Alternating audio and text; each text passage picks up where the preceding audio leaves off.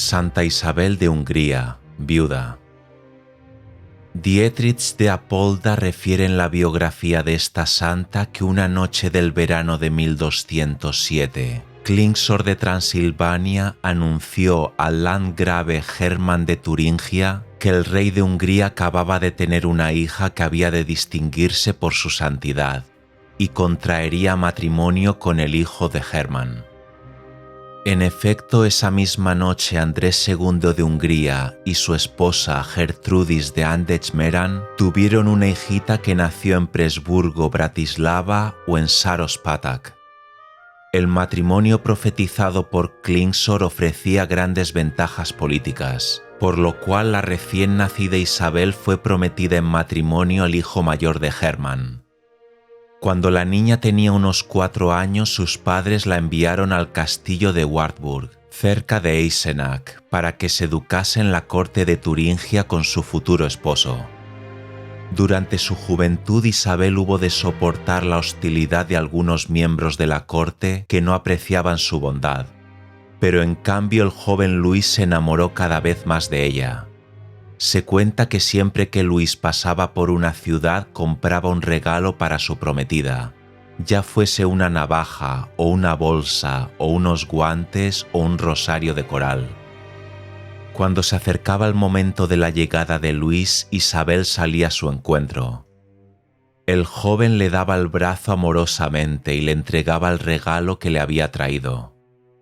En 1221, cuando Luis tenía 21 años y había heredado ya de su padre la dignidad de landgrave e Isabel tenía 14, se celebró el matrimonio, a pesar de que algunos habían aconsejado a Luis que hiciese volver a Isabel a Hungría, pues la unión no le convenía. El joven declaró que estaba dispuesto a perder una montaña de oro antes que la mano de Isabel.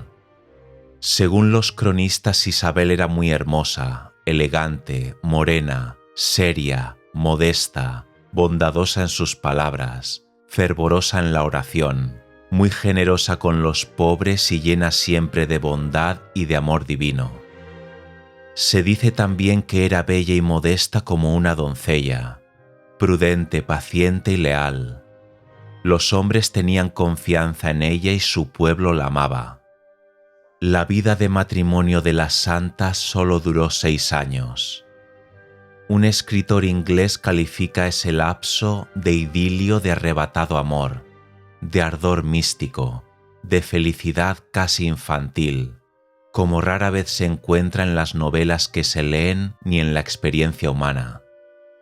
Dios concedió 3 hijos a la pareja: Hermann, que nació en 1222 y murió a los 19 años.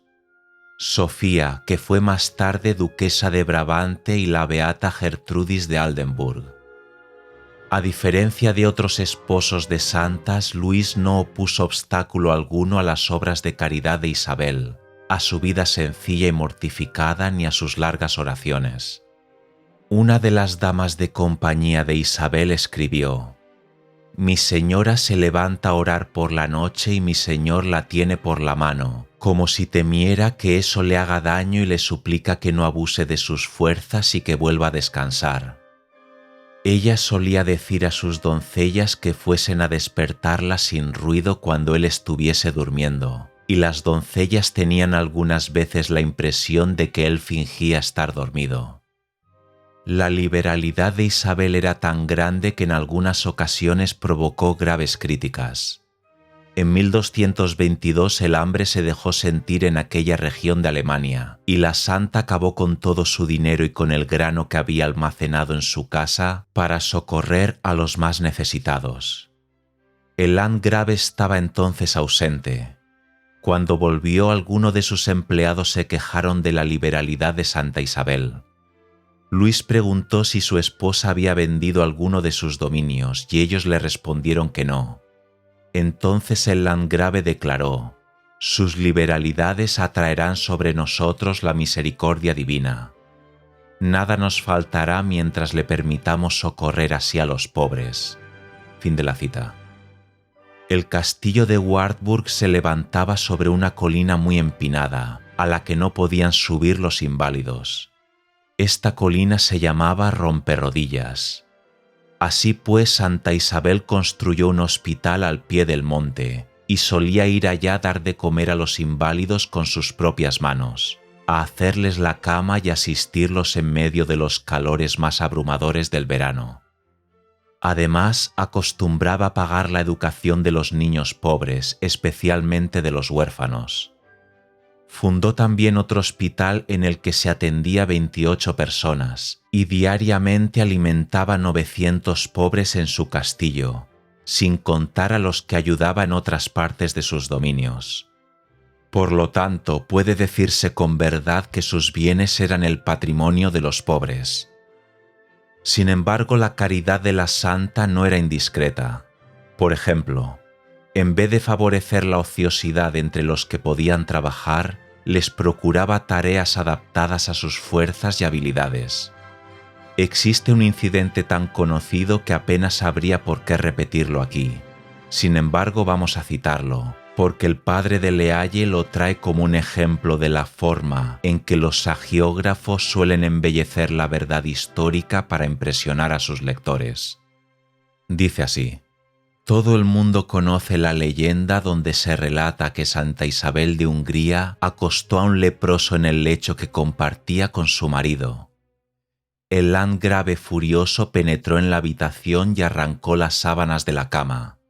Pero, para decirlo con las nobles palabras del historiador, en ese instante Dios le abrió los ojos del alma, y en vez del leproso vio a Jesucristo crucificado sobre su lecho. Los biógrafos posteriores encontraron demasiado sencillo este admirable relato de Dietrich de Apolda y transformaron esta sublime visión de fe en una aparición material. En cambio, los hagiógrafos posteriores afirman que en el sitio en que había descansado el leproso sangraba un crucifijo con los brazos abiertos. Por entonces se predicó en Europa una nueva cruzada, y Luis de Turingia tomó el manto marcado con la cruz. El día de San Juan Bautista se separó de Santa Isabel y fue a reunirse con el emperador Federico II en Apulia. El 11 de septiembre de ese mismo año murió en Otranto, víctima de la peste. La noticia no llegó a Alemania sino hasta el mes de octubre, cuando acababa de nacer su segunda hija. La suegra de Santa Isabel, para darle la funesta nueva en forma menos violenta, le habló vagamente de lo que había acontecido a su esposo y de la voluntad de Dios. La santa entendió mal y dijo: «Si está preso, con la ayuda de Dios y de nuestros amigos conseguiremos ponerlo en libertad». Cuando le explicaron que no estaba preso, sino que había muerto, la santa exclamó: «El mundo y cuanto había de alegre en el mundo está muerto para mí». Enseguida echó a correr por todo el castillo gritando como una loca. Lo que sucedió después es bastante oscuro. Según el testimonio de Isentrudis, una de sus damas de compañía, Enrique, el cuñado de Santa Isabel, que era el tutor de su único hijo, echó fuera del castillo a la santa, a sus hijos y a 2 criados para apoderarse del gobierno. Se cuentan muchos detalles de la forma degradante en que la santa fue tratada, hasta que su tía Matilde, abadesa de Kitzingen, la sacó de Eisenach.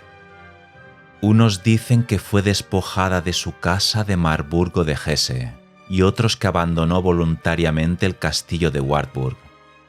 Desde Kitzingen fue a visitar a su hijo Eckemberto, obispo de Bamberga, quien puso a su disposición su castillo de Pottenstein. La santa se trasladó allá con su hijo Hermann y su hijita de brazos, dejando a Sofía al cuidado de las religiosas de Kitzingen.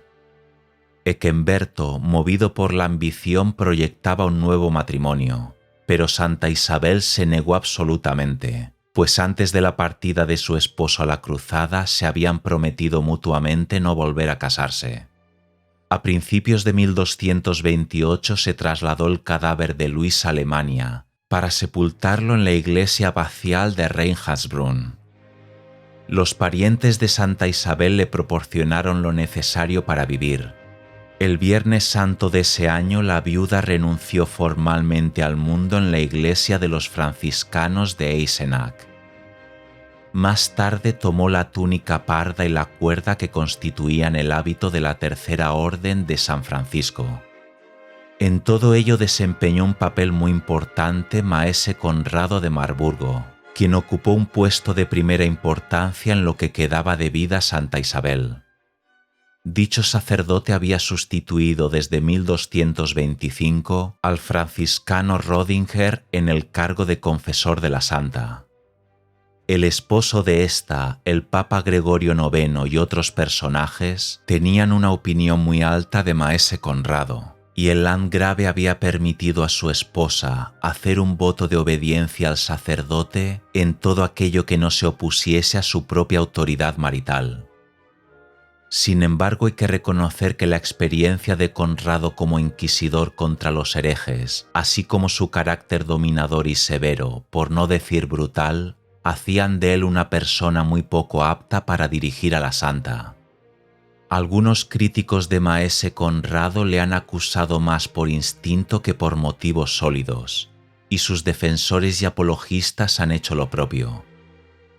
Subjetivamente se puede decir que Conrado ayudó realmente a Isabel a santificarse, oponiéndole obstáculos que la santa consiguió superar, aunque tal vez un director más humano la hubiese conducido a mayores alturas, pero objetivamente sus métodos eran injuriosos. Los santos menores habían inculcado a Santa Isabel un espíritu de pobreza que en sus años de landgravina no podía practicar plenamente. Ahora sus hijos tenían todo lo necesario y la santa se vio obligada a abandonar Marburgo y a vivir en Huerda, en una cabaña a orillas del río Lahn. Más tarde construyó una casita en las afueras de Marburgo y ahí fundó una especie de hospital para los enfermos, los ancianos y los pobres, y se consagró enteramente a su servicio. En cierto sentido, Conrado refrenó razonablemente el entusiasmo de la santa en aquella época, ya que no le permitió pedir de puerta en puerta, desposeerse definitivamente de todos sus bienes, dar más que determinadas limosnas ni exponerse al contagio de la lepra y otras enfermedades. En eso Maese Conrado procedió con prudencia y discernimiento. Pero por otra parte probó su constancia de mil maneras, al obligarla a proceder en todo contra su voluntad, escribió más tarde Isentrudis. Para humillarla más la privó de aquellos de sus criados a los que mayor cariño tenía. Una de ellas fue Isentrudis, a quien ella amaba. La despidió con gran pena y muchas lágrimas. Por último despidió también a su compañera Juta, que la había servido desde la niñez y a quien ella amaba particularmente. La bendita Isabel la despidió con lágrimas y suspiros. Maese Conrado, de piadosa memoria, hizo todo esto con buena intención, para que no le hablaran de su antigua grandeza ni la hicieran echar de menos el pasado. Además la privó del consuelo de todos para que sólo Dios pudiese consolarla. En vez de sus queridas damas de compañía, Conrado le dio dos mujeres muy rudas, encargadas de informarle de las menores desobediencias de la santa a sus mandatos. Conrado castigaba esas desobediencias con bofetadas y golpes con una vara larga y gruesa, cuyas marcas duraban 3 semanas en el cuerpo de Isabel. La santa comentó amargamente con Isentrudis: «Si yo puedo temer tanto a un hombre mortal, cuánto más temible será el Señor y juez de este mundo». El método de Conrado de quebrantar más bien que dirigir la voluntad no tuvo un éxito completo. Refiriéndose a sus métodos, Santa Isabel se comparaba a una plana arrastrada por las olas durante una inundación. Las aguas la derribaban, pero una vez pasado el periodo de lluvias, la planta vuelve a echar raíces y se yergue tan sana y fuerte como antes. En cierta ocasión en que Isabel hizo una visita contra la voluntad de Conrado, éste la mandó llamar. La santa comentó: «Soy como un caracol que se mete en su concha cuando va a llover. Por eso obedezco y no hago lo que iba a hacer». Como se ve, poseía la confianza en sí misma que se observa con frecuencia en aquellos que unen a la entrega a Dios el sentido del humor. Cierto día un noble húngaro fue a Marburgo y pidió que le dijesen dónde vivía la hija de su soberano, de cuyas penas había oído hablar.